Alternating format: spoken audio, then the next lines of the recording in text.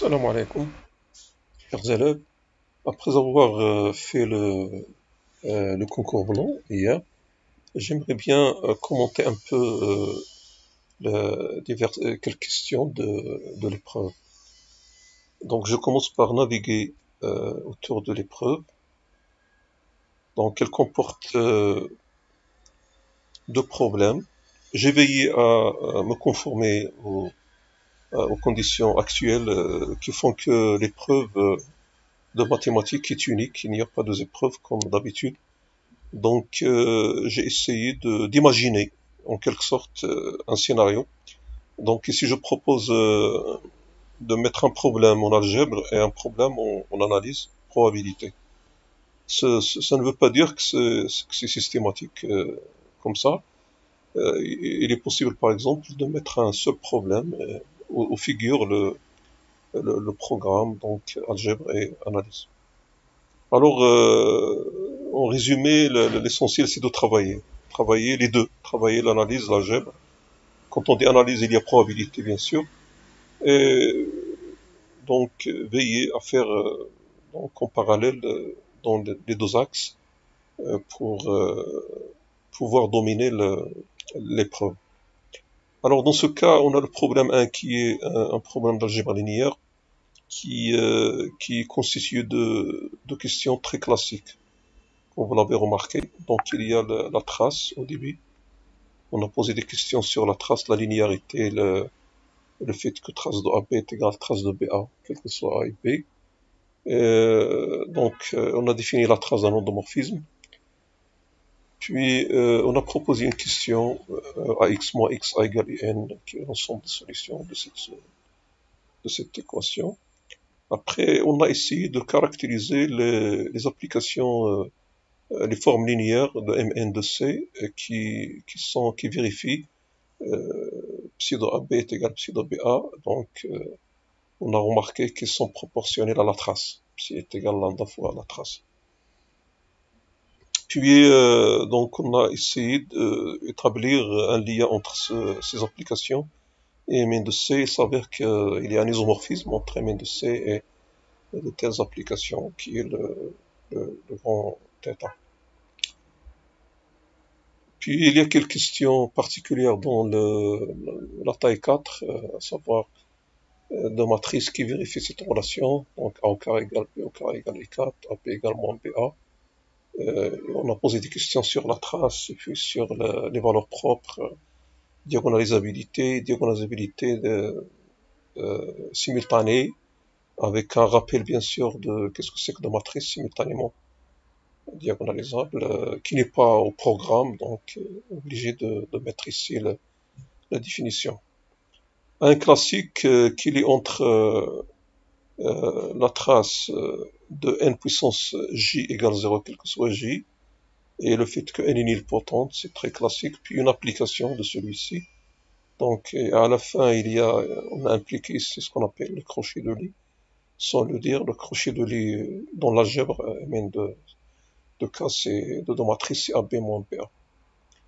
Le problème 2, c'est un problème d'analyse en premier lieu, même s'il y a des probas, mais c'est pas très abondant. Il y a juste une variable aléatoire qui suit la loi de Poisson, donc il faut connaître qu'est-ce que c'est. Et puis on a proposé une suite qui est n est égal à probabilité xn, inférieure ou égale à n avec xn, la variable aléatoire qui suit la loi de Poisson de paramètre n alpha avec alpha donné. Pour remarquer qu'il y a des préliminaires, puis il y a une discussion suivant le cas. Alpha strictement supérieur à 1 entre 0 et 1, et puis alpha égale à 1. Le cas alpha égale à 1 étant un peu spécial parce qu'on utilise le théorème de la limite centrale pour le faire. Alors, je commence maintenant à rédiger un peu quelques réponses de certaines questions. Normalement, j'ai posté un corrigé, mais il y a des choses que je veux encore redire. D'ailleurs, le corrigé, je ne l'ai pas fait moi-même. Donc, il y a aussi des méthodes que je vais proposer pour certaines questions. C'est-à-dire, le corrigé que j'ai envoyé, il a proposé des méthodes. J'estime qu'il y a des méthodes plus simples, donc, que je vais proposer. Alors, pour la trace, La linéarité ne pose quasiment pas de problème, mais trace de AB égale trace de BA, je vais la refaire. Normalement, AB, c'est une matrice, dans le terme général, c'est AB IJ est égal, donc normalement AB IJ est égal sigma DA IK soit BKJ. Alors ici, on calcule directement ABII. Donc ABII, c'est exactement sigma pour G variant de 1 jusqu'à n des AIJ BJI. Ça, c'est la définition du produit matriciel. Puis la trace de AB, c'est la somme des ABII. Donc on somme ces termes-là pour E variant de 1 jusqu'à n. Et quand on fait ça, il faut penser à intervertir les deux symboles de sommation. Donc ça va dans sigma j égale à 1 jusqu'à n de i égale à 1 jusqu'à n des BJI. AIJ, vous remarquez qu'on a aussi interverti l'ordre du produit vu la commutativité du produit. Alors ensuite, on va remarquer que cette somme-là n'est autre que, donc j égale à 1 jusqu'à n, le i il est ici, c'est donc BA, le BA JJ. Donc en sommant ça pour j égale à 1 jusqu'à n, donc c'est j, on trouve donc la trace de BA. Voilà. Donc c'est juste une question d'organisation pour les élèves qui n'aiment pas utiliser le ABI, etc. On peut leur proposer par exemple de poser AB, posons AB est égal CIJ, avec donc CIJ, et on va poser BA est égal DIJ, donc DIJ, avec J et I compris entre 1 et n. Puis ils vont calculer tout simplement, ils vont proposer de calculer la trace de AB. C'est quoi? C'est la somme des CII. La somme des CII. Donc ici pour I variant de 1 jusqu'à n.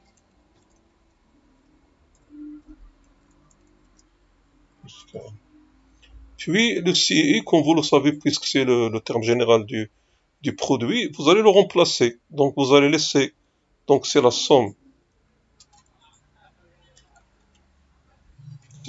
de, pardon, donc je copie ça, puis je vais remplacer CII par ce qu'il vaut, c'est la somme des AIK BKI. Alors là, c'est K qui varie.